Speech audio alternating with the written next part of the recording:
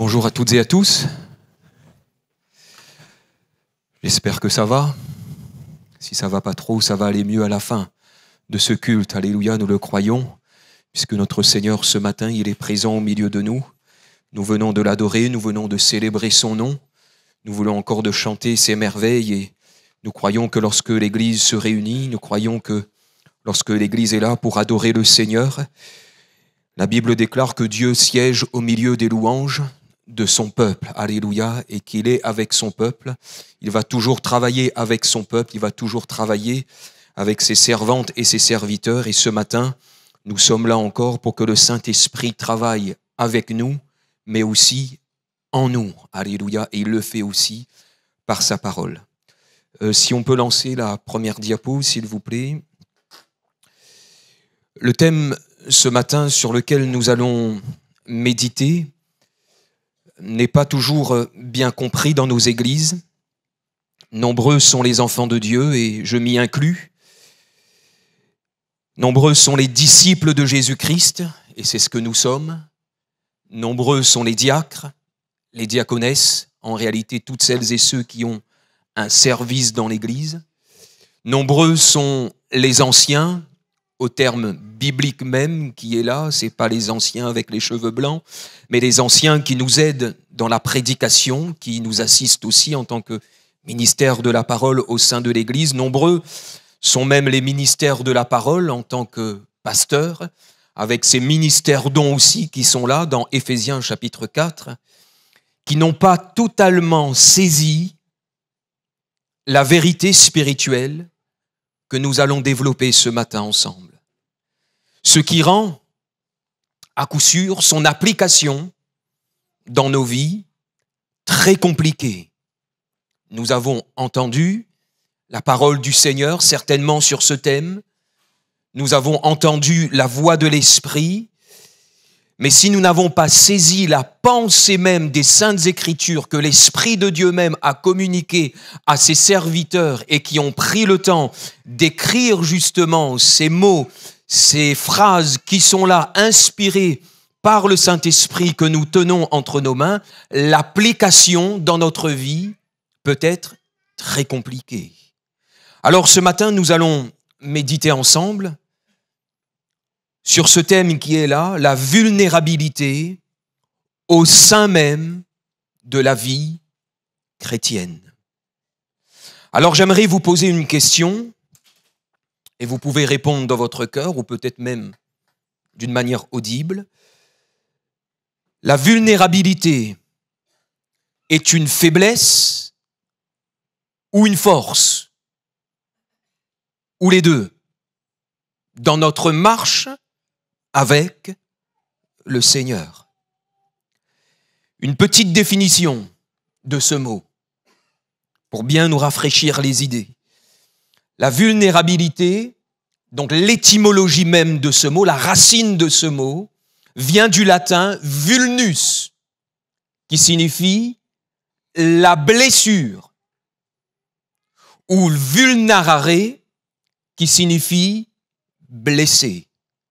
Et lorsque vous prenez le temps d'interroger le dictionnaire, de voir la définition que nous propose l'un des dictionnaires, le traditionnel dictionnaire dira ceci: le vulnérable est celui qui peut être frappé, blessé, et qui peut être facilement atteint. Ce terme a pour synonyme, et j'aimerais que vous puissiez le retenir, puisque ça va être développé au long de ce message, le synonyme de vulnérable est fragile, faible, sensible. Notons tout de suite son antonyme, le contraire de ce mot, cuirassé, fort, endurci, inaccessible, insensible, invulnérable. Et je pose à nouveau ma question ce matin. La vulnérabilité dans la vie chrétienne est-elle une faiblesse, une force ou les deux? Alors quelqu'un dira, mais si je réponds faiblesse, le pasteur va dire que moi les failles. On va me dire que je suis faible dans ma foi. On va me dire que je manque de confiance en Dieu, que je n'ai pas grandi spirituellement. On va me dire que je manque de persévérance, que je ne vis pas assez de moments forts avec le Seigneur, de moments de prière intense, que ce soit avec l'Église ou que ce soit dans mon temps dans le lieu secret avec le Seigneur. On va me dire que je n'ai pas ma place dans le 11 de départ en ce qui concerne le chapitre 11 de ce merveilleux livre aux Hébreux, où il est question des héros même de la foi. Mais une petite parenthèse ici que je ferme avec cette phrase. Avant que ces hommes et ces femmes vivent comme étant des héros de la foi avec le H qui est là, ils ont vécu la lettre Z avec ce mot qui donne, alors on a un peu la suivi, qui donne, avant d'être un héros, ils ont été des zéros. Pas le sens des zéros, vous allez fort, hein? Des zéros. Le chiffre. Si je réponds que c'est une force, je ne vois pas comment la vulnérabilité, le fait d'être fragile, le fait d'être faible peut être une force. On doit être fort dans notre marche chrétienne. On doit être comme ces vaillants héros, justement, comme Dieu un jour a déclaré à un jeune homme, puisque je crois dans le Seigneur, puisque je crois dans sa toute-puissance, puisque j'élève ma voix dans ces temps de louange et d'adoration avec l'Église, dans les temps même d'intercession, je prie à haute voix, je sers le Seigneur avec force et conviction, je suis fidèle à l'Église, je suis fidèle à mon Dieu, je suis fidèle à mes temps de jeûne personnels, mais aussi à ces temps de jeûne que nous avons collectivement avec l'Église. Donc je ne vois pas comment la vulnérabilité peut être une force puisque je suis fort et je déclare que je suis fort. Mais en réalité, lorsque nous sommes en train de déclarer toutes ces choses, il faut reconnaître que parfois, au plus profond de notre être, lorsque nous sommes avec nous-mêmes, lorsque le Saint-Esprit vient nous chercher, alors peut-être que personne ne nous voit. Quand le Saint-Esprit vient sonder nos cœurs et nos reins, lorsque le Saint-Esprit vient nous trouver là où nous sommes dans notre situation, mais aussi dans notre humanité, on s'aperçoit très rapidement que souvent, ce qui se passe à l'intérieur de notre cœur ne traduit pas avec exactitude ce qui se passe à l'extérieur. Nombreuses sont les personnes, lorsqu'on leur demande « est-ce que ça va ?» Ils vont dire « oui ». Mais au fond, ça ne va pas. Sur le visage, on peut faire paraître que, mais au fond, ça ne va pas. Alors, la vulnérabilité, faiblesse, force ou les deux? Il me semble que bibliquement parlant, les deux F qui sont là, ces deux mots, ces deux vocables, faiblesse et force, sont compatibles à condition de ne pas se tromper de priorité dans l'ordre de ces mots lorsque nous avançons avec le Seigneur ici-bas dans notre marche chrétienne. Oui, et tu peux le déclarer avec moi, c'est biblique. Je puis tout par celui qui me fortifie. Je puis tout, c'est l'entièreté, c'est une globalité qui est là. Je puis tout par celui qui me fortifie.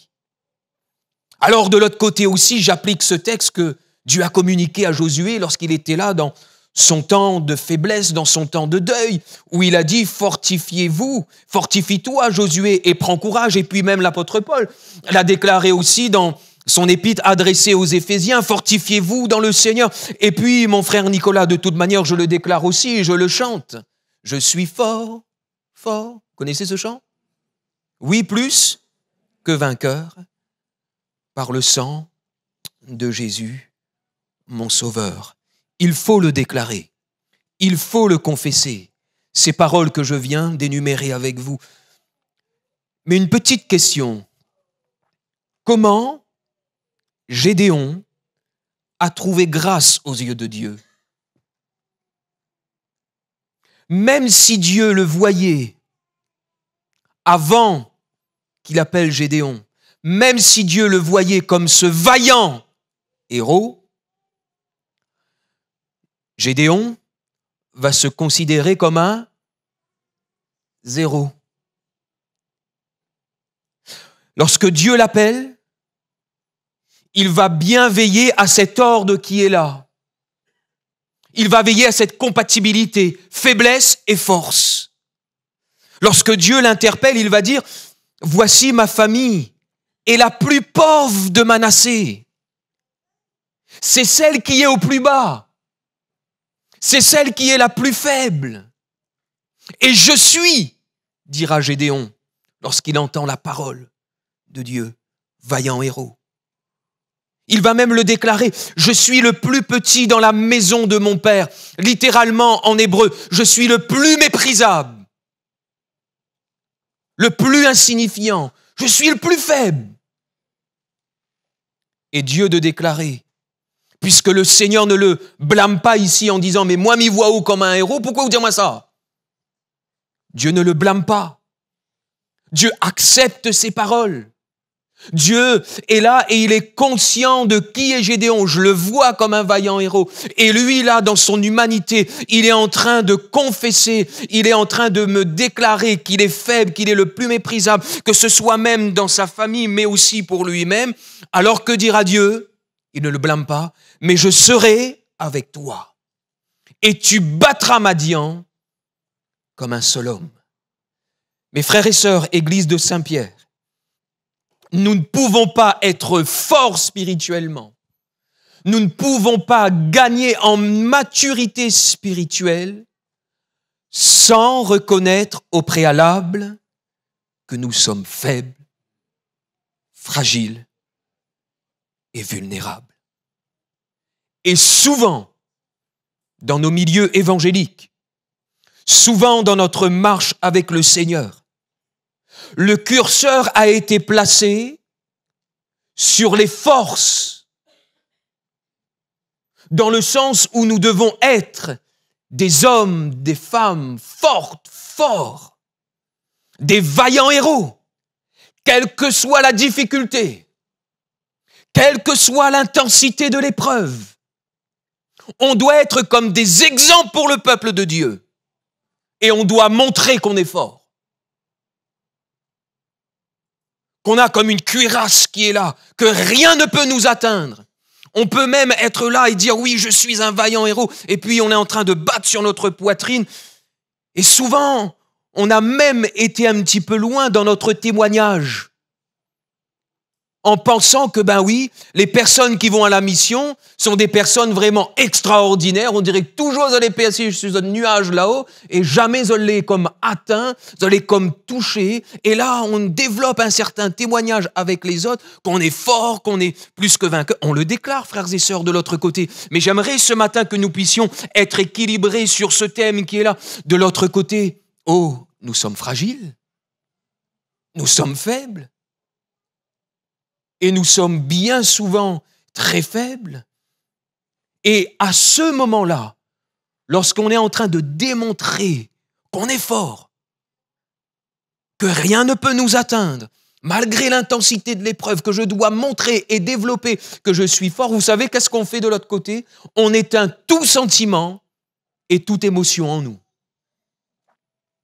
Deux choses quand même que Dieu a données à toute créature humaine sur cette terre et que le Fils de Dieu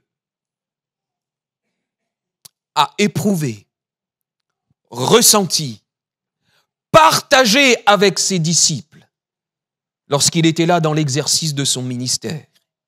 Et le gros danger pour nous, c'est de mettre l'accent sur l'apparence extérieure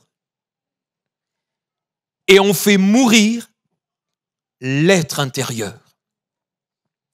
C'est l'extérieur qui prime et non le cœur. Et écoutez bien ceci, c'est très important. À ce moment-là, nous changeons même la manière dont Dieu examine l'homme, dont Dieu nous examine. Pour lui et pour notre Dieu, c'est le cœur qui compte avant tout, n'est-ce pas? Et ici, on pourrait que citer 1 Samuel chapitre 16 et le verset 7. L'Éternel ne considère pas ce que l'homme considère. L'homme, il regarde où? À ce qui frappe les yeux, mais l'Éternel, il regarde au cœur. Et ce principe d'examen, Jésus l'a combattu et combattu et combattu dans son temps ici-bas avec les pharisiens et les scribes. Alors oui, ce matin, j'aimerais que nous puissions nous rappeler, j'aimerais que tu puisses te souvenir, que l'Église s'en souvienne ce matin, que nous sommes des êtres assujettis à la fragilité, à la faiblesse, pouvant être touchés par des faiblesses morales, physiques, d'ordre même spirituel, et qui à aucun moment, ma sœur, mon frère, Église, à aucun moment, cela peut remettre en question notre capacité à servir le Seigneur. Parce que parfois on est là et puis on pourrait se dire, oui, mais là, s'il ne me montre pas moi l'effort, elle va dire, vous vaut une monnaie ou vous vaut pas rien. Non, à aucun moment cela remet en cause notre capacité à servir Dieu. Et de toute manière, lorsqu'on regarde même, une petite parenthèse ici, la manière dont Dieu choisit les hommes, les femmes, pour le servir, pour porter son nom, souvent il a choisi, pour ne pas dire tout le temps, des hommes et des femmes qui étaient vulnérables, faibles. Il a pris même les choses faibles de ce monde, nous dit l'apôtre Paul, pour confondre les sages. De l'autre côté, dans ce message, j'aimerais aussi faire ressortir que la vulnérabilité n'est pas un signe de faiblesse dans notre vie avec le Seigneur, mais bel et bien une force pour soi-même et, comme nous l'avons entendu tout à l'heure avec un don spirituel, aussi pour les autres qui nous entourent. Un signe de force pour notre famille, un signe de force pour ces personnes que le Seigneur a mis avant tout à côté de nous. Et les personnes qui sont à côté de nous, c'est notre épouse, notre mari et nos enfants. Et lorsque nous reconnaissons que nous sommes faibles, de l'autre côté, oui, quand il faut être fort, nous devons le proclamer, mais lorsque ça ne va pas, il faut être vrai. Nous ne pouvons pas dire que ça va si ça ne va pas au plus profond de notre être. Et ce n'est même pas un signe de faiblesse lorsque peut-être un papa y pleure, il exprime ses émotions. Lorsqu'une maman est là, lorsqu'un enfant est là, ça peut être une force. De l'autre côté, même pour l'Église, les personnes qui nous entourent, les autres qui sont autour de nous, ça peut être aussi une force, parce que nous ne sommes pas des surhommes. Et nous-mêmes, même dans le ministère, en ce qui nous concerne, les anciens qui sont là pour nous aider, ceux qui sont à la louange, ceux qui sont dans un service pour le Seigneur, les monos, lorsque nous reconnaissons notre vulnérabilité, le fait même que nous sommes si fragiles, ce n'est pas une faiblesse, mais c'est bel et bien une force. Le temps me manquerait ce matin pour vous parler de la vulnérabilité d'Abraham, le père même de la foi. Le temps me manquerait pour vous parler de celle de Moïse qui se sentait si faible, si fragile, il n'avait pas le langage facile. Le temps me manquerait pour vous parler de la vulnérabilité de Élie, au point même où lui, il a demandé la mort. Le temps me manquerait pour vous parler de la vulnérabilité de David. Pourtant, c'est le seul dans les Saintes Écritures qui a reçu ce titre homme selon mon cœur. Et lorsqu'on lit ces psaumes, ne serait-ce que ces psaumes, on s'aperçoit qu'il a été un être vulnérable. Le psaume 6, écoutez ceci, « Aie pitié de moi, Éternel, je suis sans force. » Voilà comment va se présenter le roi David devant son Dieu. Je suis sans force. Il dira même que sa couche est baignée de larmes. Même David a pleuré. Son lit est arrosé de ses pleurs. Dans le psaume 51, il va reconnaître qu'il a été un homme fragile, qu'il est tombé. Oh Dieu, il est là, il veut rebondir, il est là, il veut aller plus loin, il veut regagner là ce titre qu'il avait même de Dieu. On dirait même que pour lui, il avait perdu ce titre-là d'homme selon son cœur, parce que dans son cœur, il a eu des mauvaises pensées, il a eu la pensée de l'adultère, et cela a été même jusqu'à l'acte où il a commis l'adultère. Mais là, il est là dans ce temps de réflexion, il est très vulnérable, ses os même se consumaient lorsqu'il gardait son péché, lorsqu'il n'avait pas encore confessé son péché devant l'Éternel. Il dira même, « Ô Dieu, crée en moi l'intérieur. Je ne veux pas paraître pour la personne que je ne suis pas. Ô Dieu, crée en moi un cœur pur, et renouvelle en moi un esprit bien disposé. » Et il dira même plus loin, parce que David avait déjà compris que si l'Esprit de Dieu n'était plus avec lui, il était là, plus qu'un zéro. C'était mort. Ne me retire pas ton Esprit Saint. Que dire de Job? Un être humain blessé, qui exprime sa douleur, ses faiblesses, le chapitre 6 et le verset 11. Il dira, « Pourquoi espérer quand je n'ai plus de force? Pourquoi attendre quand ma fin est certaine ?» dira Job. Il exprime ce qu'il a à l'intérieur. Et puis il va regarder même à sa vie, il va regarder à son corps, ou même il va déclarer, il va comparer sa vie à un souffle. Qu'est-ce que l'homme pour que tu te souviennes de lui?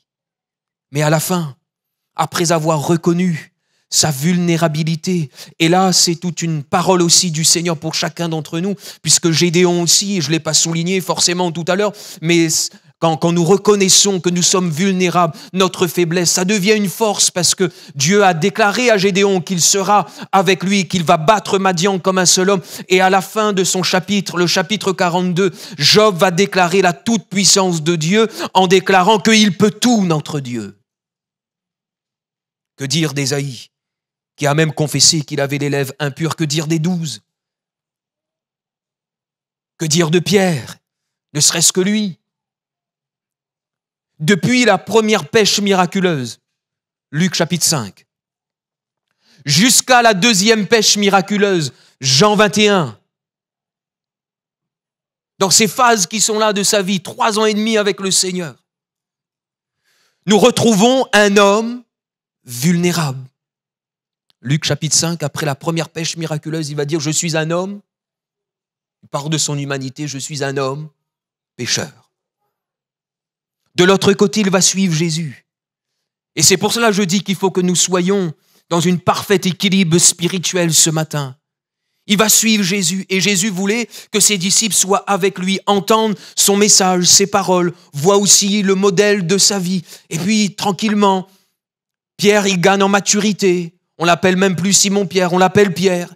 Et puis oui, c'est un homme vaillant. Oh, son caractère a besoin d'être transformé, mais c'est quand même un homme vaillant, c'est quand même un homme fort, c'est quand même un homme un petit peu plus zélé que ses copains, puisque c'est lui qui va sortir de la barque pour aller marcher sur l'eau et voir si c'était exactement Jésus qui était là en train de marcher sur l'eau.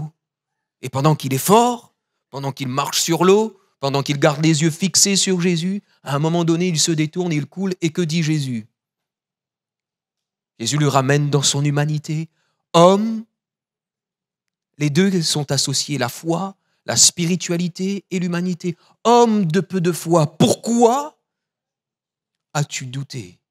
Il était prêt à tout à un moment donné. Il était prêt à mourir pour Jésus. Mais Jésus va l'avertir sur sa fragilité. Attends, tu me fais une merveilleuse déclaration. Et ce matin, frères et sœurs, même dans ce temps de louange et d'adoration, que nous avons eue ensemble. Vous savez, le deuxième chant qu'on a chanté, c'est pas simple de le chanter. Hein? Quand tout va bien, c'est simple. Quand tout va bien, on peut lever les deux mains vers le ciel. Il n'y a pas de souci. Seigneur, je te suivrai. Seigneur, je te suivrai jusqu'au bout. Et on est comme Pierre, Seigneur, je te suivrai. Et souvent, le Seigneur nous ramène dans des situations où nous sommes tellement vulnérables, tellement fragiles, où on est là, on prend conscience que nous sommes qu'un souffle, que nous sommes poussière, que nous sommes là, que, frères et sœurs, en réalité, nous ne sommes rien. Nous sommes si fragiles. Et c'est compliqué de déclarer « Je suivrai Jésus » lorsque nous sommes atteints dans notre corps. C'est facile? Lorsque nous passons par le temps de deuil, de souffrance, lorsqu'on vient de perdre un être cher, c'est facile de dire « Jésus, je comprends ton plan, je comprends ce qui m'arrive », c'est facile de le déclarer, frères et sœurs? Je ne pense pas. Je ne pense pas que sur le coup, c'est facile de le déclarer, de montrer qu'on est fort, qu'on est en train de battre sur la poitrine. Moi, fort, moi, moi, là. Non. Tu n'es rien. Tu es fragile. Pierre, j'entends ta déclaration. J'entends ce merveilleux chant que tu m'as composé et que dans les siècles à venir, telle Église va composer ce chant. Je l'entends très bien que tu vas me suivre, mais sache que je vais te ramener dans ta fragilité. Avant même que le coq chante, tu vas me renier 3 fois. Et Pierre, il va exprimer ce que Jésus a exprimé dans l'exercice de son ministère. Il va pleurer amèrement. Il va se rendre compte que la parole que Jésus lui avait communiquée était vraie. Le ramène dans son humanité. Il n'a pas été à la hauteur. Il retourne à la pêche et c'est là où le Seigneur va venir le rechercher. Et je bénis le nom du Seigneur qui a bien voulu nous laisser ces exemples dans les Saintes Écritures, frères et sœurs, par le ministère du Saint-Esprit, de ceux qui ont osé parler de leur vulnérabilité, qui ont respecté cet ordre fragile, mais on devient fort avec le Seigneur. Alors que dire de l'apôtre Paul? Bana va dire, mais depuis tout à l'heure, il est en train de causer avec nous et puis il n'ouvre pas la Bible. Tout ce que je vous ai dit, c'est biblique quand même. Alors je vais lire avec vous, et on va lire ensemble dans 2 Corinthiens chapitre 4 et le verset 7, s'il vous plaît.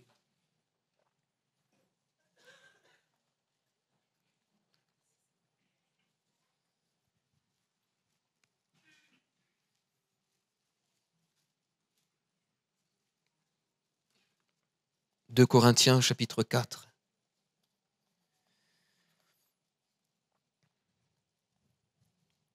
Et le verset 7. On pourrait même lire jusqu'au verset 11, s'il vous plaît, ou le verset 10. Le verset 11. « Voici ce qu'il est dit, nous portons ce trésor dans de vases de terre. Et regardez bien cela, ces 2 mots. Il y a un but derrière, parce que ça revient. Afin que cette grande puissance soit attribuée à Dieu et non pas à nous. Nous sommes pressés de toute manière, mais non réduits à l'extrémité. Nous l'avons même chanté dans ce premier chant. Dans la détresse, mais non dans le désespoir. Persécutés, mais non abandonnés. Abattus, mais non perdus.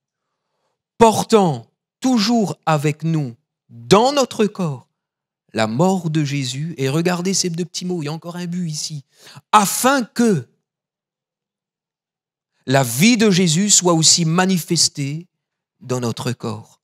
Car nous qui vivons, nous sommes sans cesse livrés à la mort à cause de Jésus, afin que la vie de Jésus soit aussi manifestée dans notre chair mortelle. Amen. L'apôtre Paul ici se compare à un vase fragile. Il regarde à son corps et il compare son corps à ce vase vulnérable. Nous, il le dira, il parle aux chrétiens de Corinthe, il se met avec eux, nous portons. Et regarde bien comment il le déclare.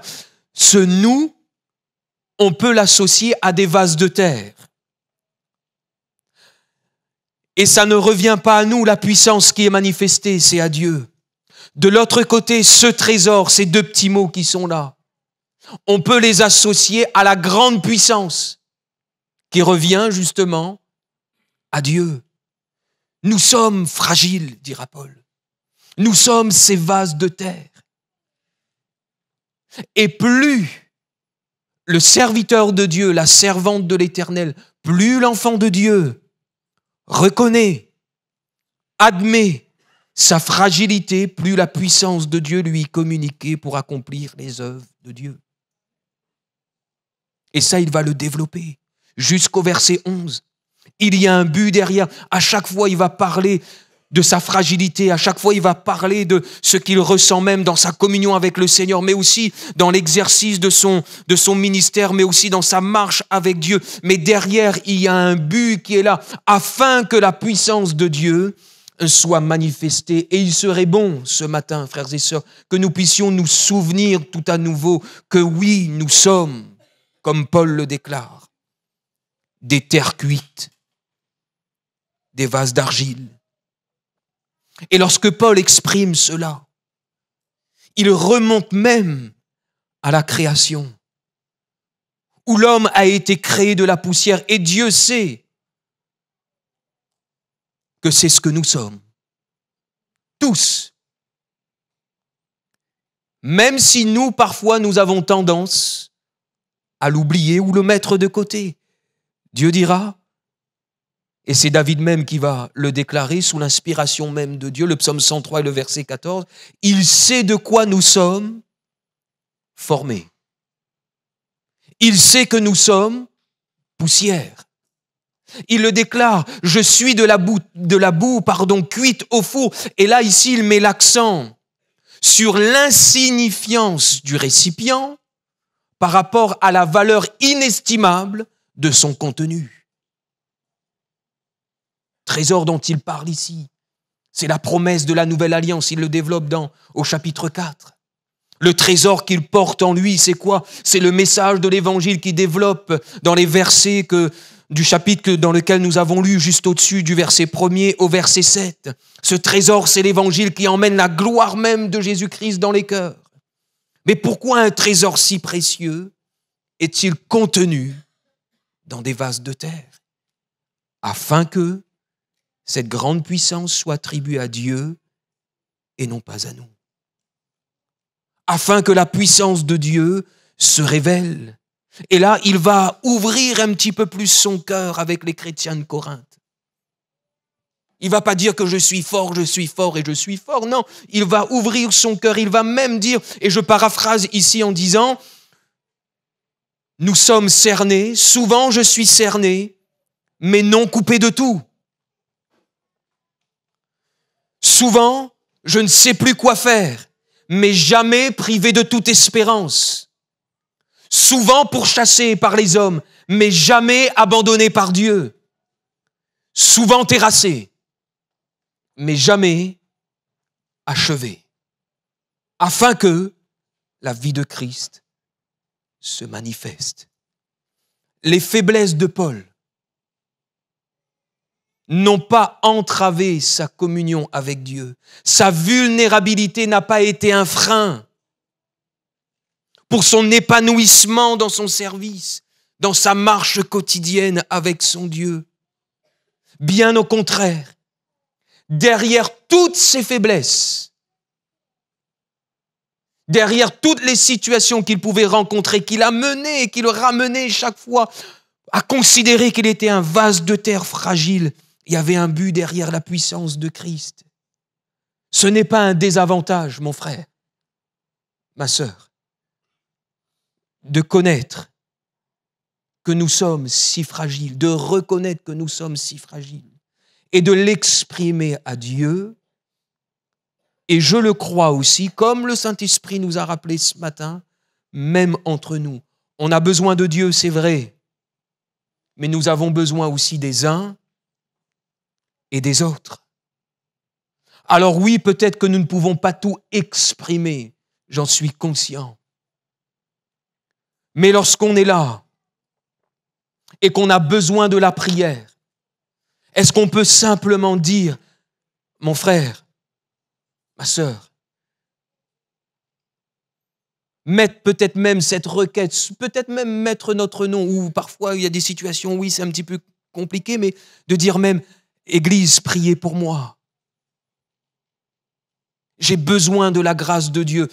Allez, je vous ouvre un petit peu mon cœur. Vous savez, une fois, lorsque nous étions dans la Meuse, un soir, il y avait même un frère qui était avec moi en formation, et pendant un temps de prière, nous étions là, et que ce soit lui et moi, on passait par des temps vraiment assez difficiles, et puis on partageait l'un avec l'autre. Et dans ce temps de prière, on a demandé à l'Église de prier pour nous.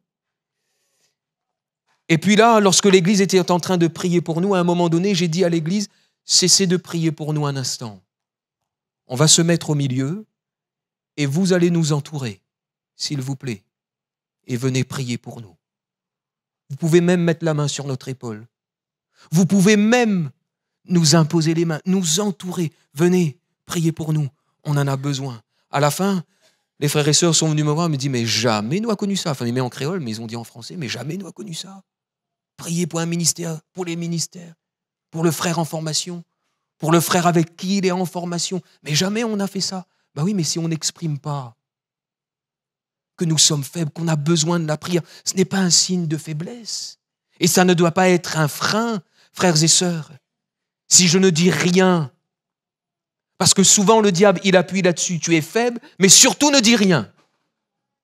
Waouh, c'est un zéro, mais plus qu'un zéro encore à gauche d'un chiffre, mais c'est rien. Mais surtout, dis pas rien.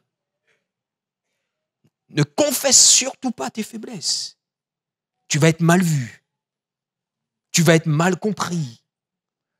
Parce que si Bonaï apprend qu'il est faible, va dire qu'il n'est pas à la hauteur, va dire ceci, va dire cela, et qu'est-ce qui se passe? On se forme une cuirasse. On garde, et on garde. C'est un peu comme le magma du volcan. Et puis, nous ne connaissons pas quand il s'appelle, il y a quelques signes là, mais puis nous tient même. Et après, quand il pète, on a dit, bah, quand il a pété comme ça là-bas. Bah oui, mais si le frère et la sœur ne pouvaient pas exprimer son besoin sans être jugé, sa faiblesse sans être jugé. Et ce matin, frères et sœurs, personne dans ce lieu ne peut juger personne, si ce n'est Dieu lui-même. Paul, reconnaît ses faiblesses, sa vulnérabilité. Et de l'autre côté, frères et sœurs, oui, ce n'est pas avec nos forces, ce n'est pas avec notre capacité, dira Zacharie, mais c'est par mon esprit.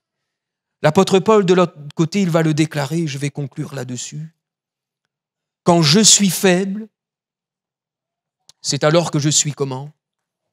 Toujours dans son épître aux Corinthiens, de la 2e. Et j'aimerais le lire avec vous, dans 2 Corinthiens, s'il vous plaît.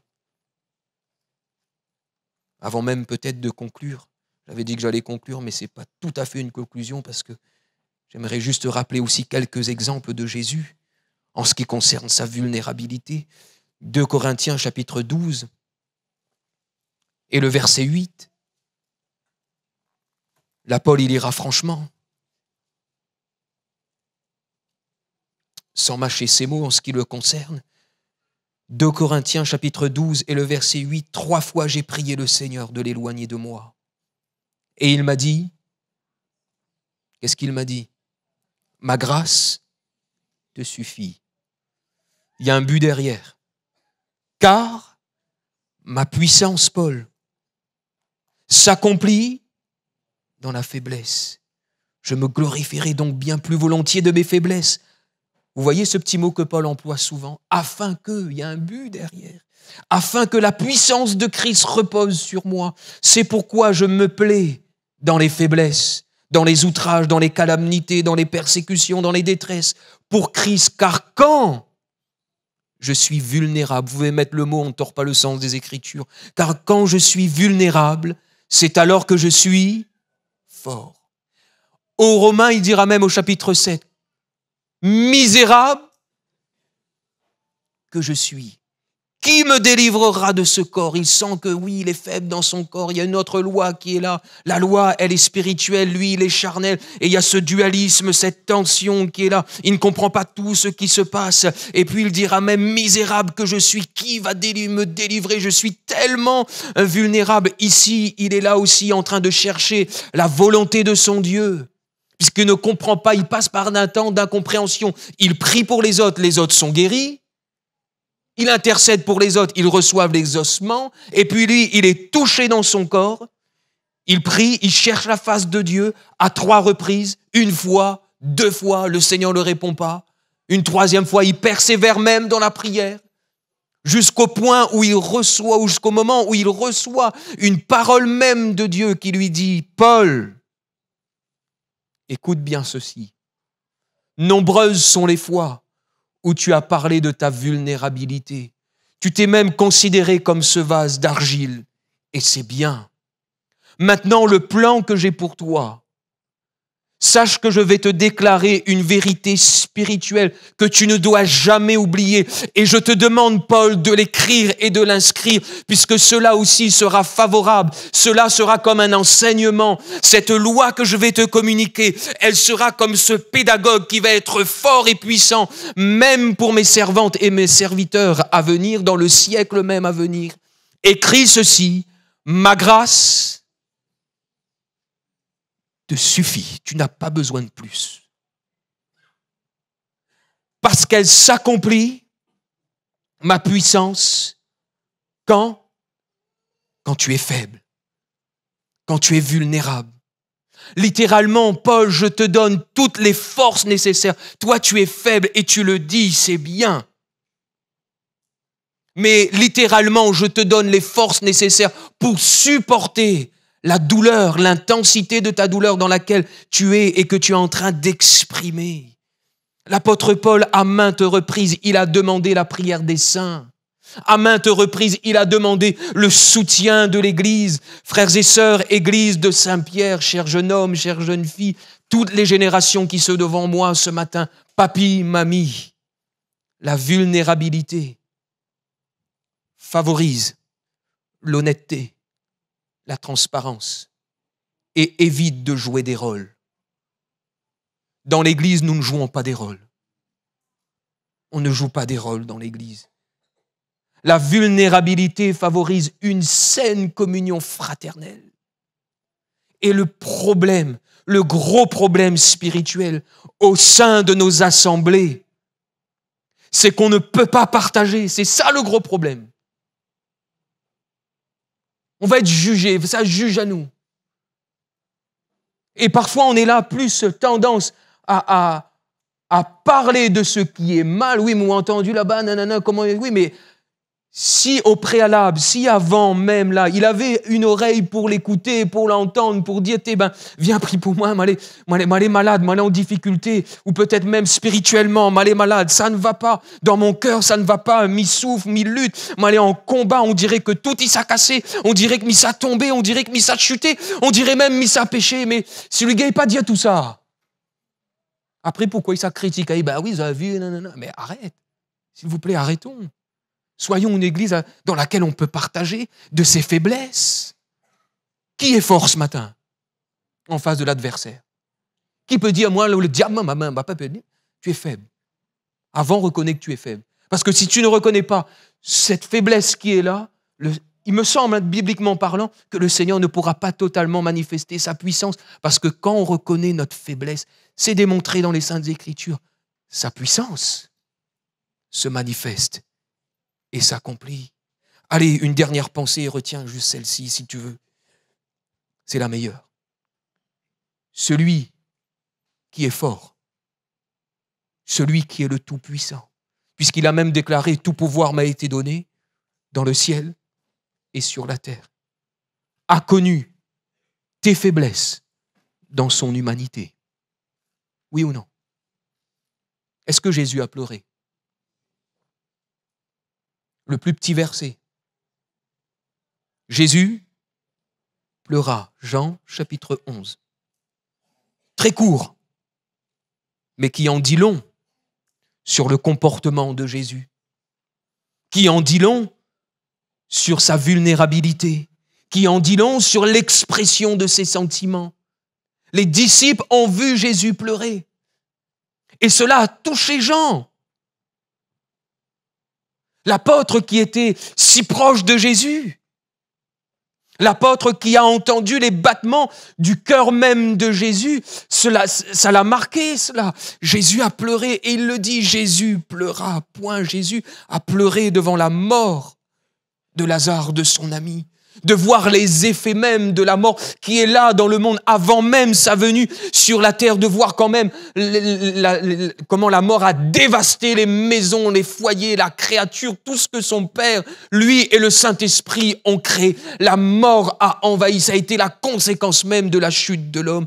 Et Jésus pleure devant ces conséquences qui sont là. Mais derrière, il y avait un but. Après avoir exprimé sa vulnérabilité, il y avait un but, c'était la résurrection de Lazare. Lorsque je suis faible, il y a la puissance qui se manifeste. Qu'a dit Jésus? Alors qu'il est là, dans les derniers instants de sa vie, lorsqu'il est là sur ce chemin, il prend avec lui Pierre, Jacques et Jean. Surtout celui qui est le plus ailé, là, il faut qu'il soit avec moi, je pourrais compter sur lui, certainement que je pourrais compter sur lui. Allez, venez prier avec moi, dans un lieu très particulier. On a l'habitude d'y aller dans ce lieu, à Gethsémane. Et à Gethsémane, on entend le pressoir. À Gethsémane, on entend que c'est là, ce lieu où on presse les olives pour extraire de l'huile. On est là. Mais ce jour-là, c'est pas de l'huile qu'on va extraire. À ce moment précis, lorsque Jésus a déclaré « Mon heure est venue », il va à Gethsémane. Et lui-même, dans son humanité, il avait encore besoin de connaître la volonté de son Père. Il va prier. Et il compte sur le soutien de ses disciples. Mais ce sont des êtres vulnérables. Lorsque Jésus les regarde, ils sont en train de dormir. Et Jésus va exprimer ce qu'il a dans son cœur. Il veut connaître la volonté de son Père, littéralement. Père, s'il y a un autre moyen pour délivrer le monde du péché, de cette condamnation qui est là, montre-le-moi. Et le Père même ne le répond pas. Et le Fils est conscient dans son humanité qu'il va souffrir. Et ses souffrances, même lorsqu'il est à genoux, sont en train d'augmenter de plus en plus. Et elles augmentent de plus en plus. Et il prie de plus en plus, au point de dire même, frères et sœurs amis, Église de Jésus-Christ, mon âme, ce que je suis à l'intérieur là, avant que mon corps soit transpercé, avant que mon corps soit blessé, mes mains percées, l'intérieur. Mon âme est triste jusqu'à la mort. Mon âme, littéralement, elle est extrêmement affligée. Je suis vaincu par la douleur jusqu'en mourir. Et c'est pour ça que Luc, de l'autre côté, lui qui a un petit peu ce côté de médecin, il sera là et il va même exprimer cela, que les sueurs de Jésus dans son intensité, dans l'intensité de son combat, moral, spirituel, physique, parce que le diable était là aussi, de l'autre côté pour lui dire, n'y va pas, ne va pas plus loin là à Golgotha, ne continue pas ce chemin de souffrance, ça ne sert à rien. Jésus est là, il intercède. Mais il est dans des douleurs extrêmement intenses qui va le conduire jusqu'à la mort. Mon âme est triste jusqu'à la mort. Les disciples l'ont entendu. Jésus a livré son cœur, au point même que lorsque le Père n'était plus avec lui, il va même crier « Eli, Eli, lama sabachthani » « Mon Père, pourquoi m'as-tu abandonné ?» Jésus exprime ses émotions. Jésus exprime sa souffrance. Et si Jésus l'a exprimé, si l'apôtre Paul l'a exprimé, si ces hommes, ces femmes dans les Saintes Écritures l'ont exprimé, frères et sœurs, c'est une force lorsque nous exprimons notre vulnérabilité, lorsque nous partageons ensemble nos faiblesses, sans jugement, sans arrière-pensée, pour que nous puissions prier le Seigneur. Et lorsque nous vivons, frères et sœurs, de tels moments,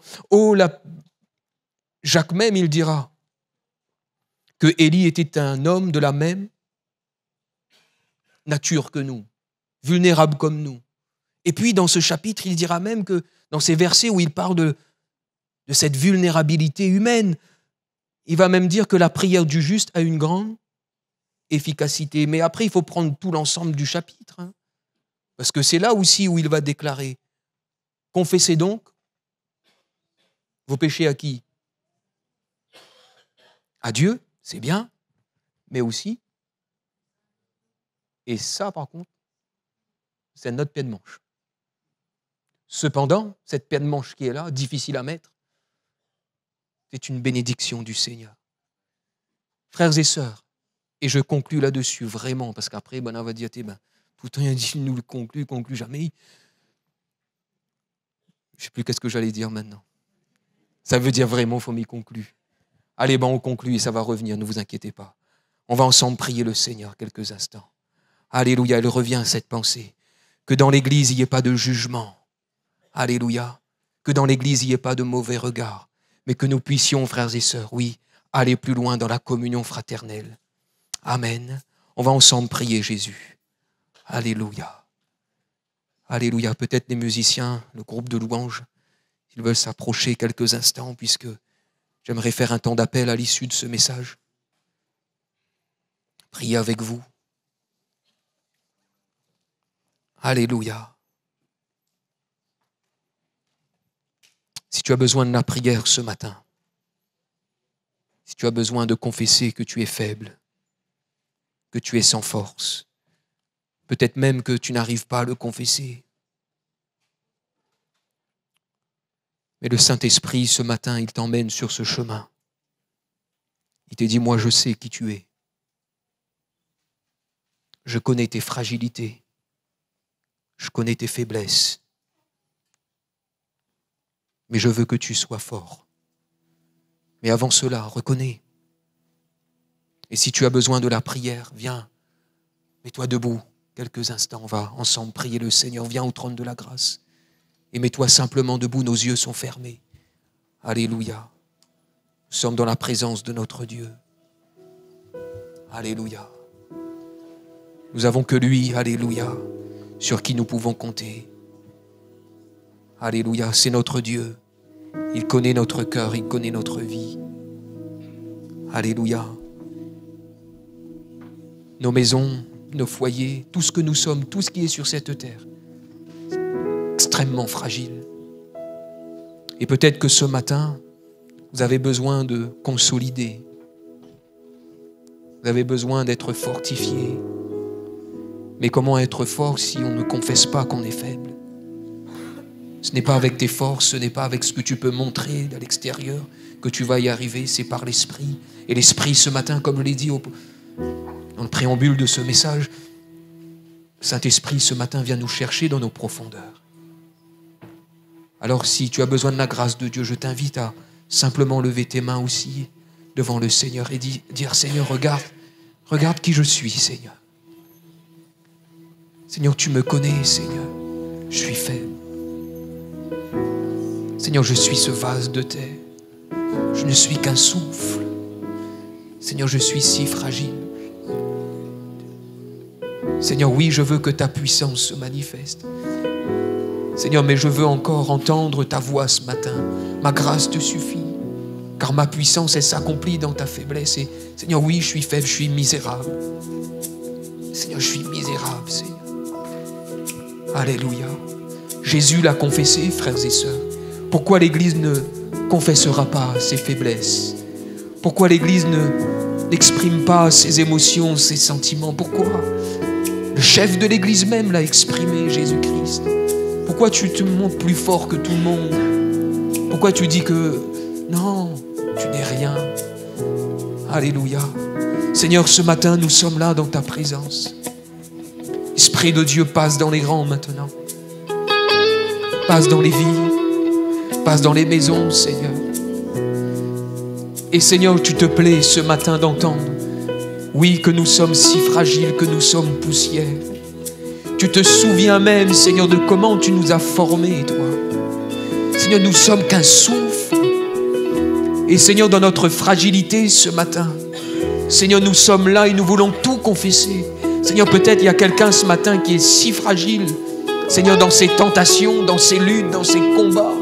Seigneur, qui est faible et qui tombe et qui retombe et qui retombe.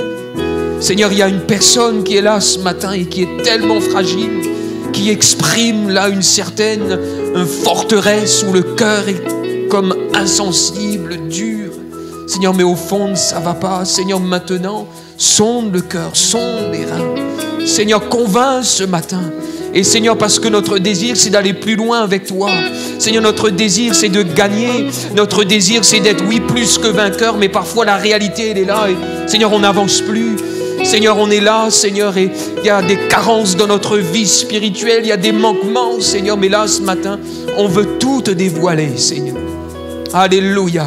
Seigneur, je prie pour qu'au sein de l'église de Saint-Pierre, que ce soit encore une maison, Seigneur, où nous confessons ton nom, mais aussi où nous prions les uns avec les autres. Seigneur, où nous sommes là pour exprimer, Seigneur, nos besoins, nos difficultés, nos temps de souffrance, Seigneur. Alléluia, peut-être même nos temps de tentation, nos temps de fragilité. Seigneur, que là encore, il y ait ta grâce, qu'il y ait une saine communion fraternelle au sein de l'église. Seigneur, dans le nom puissant de Jésus. Et nous croyons que l'Esprit de Dieu sera encore à l'œuvre. Nous croyons, Seigneur, que nous allons voir encore des miracles et des prodiges et que nous serons encore de plus en plus forts. Alléluia, par le Saint-Esprit, avec la puissance de Christ en nous. Dans le nom de Jésus, chantons ce